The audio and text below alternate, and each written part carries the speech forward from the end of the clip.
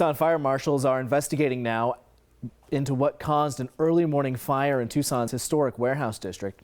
The intersection of 7th Street and 6th Avenue just reopened about 30 minutes ago, and neighbors are still talking about the rush to save the historic Corbett building.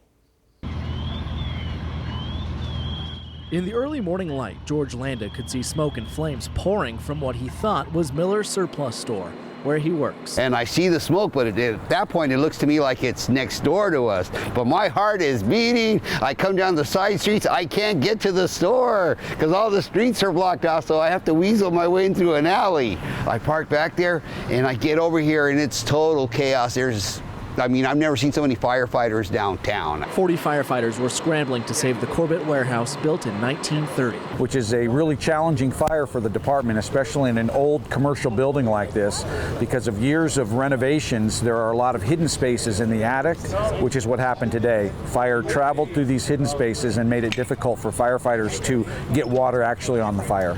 Although empty for years, the building is still respected in the neighborhood for its Prohibition-era architecture. And the other concern I've got is we've got these tunnels underneath here. So if a fire, I was just my imagination, I don't know much about it, but I know if there's a hole, the fire can go, and I was thinking maybe it comes this way. Firefighters were able to keep the flames contained to the attic.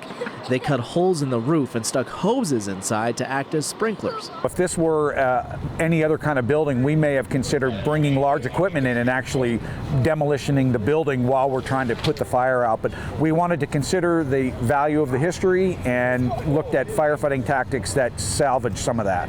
There is extensive damage inside, but tonight fire officials believe the exterior walls were saved, preserving part of the face of this neighborhood.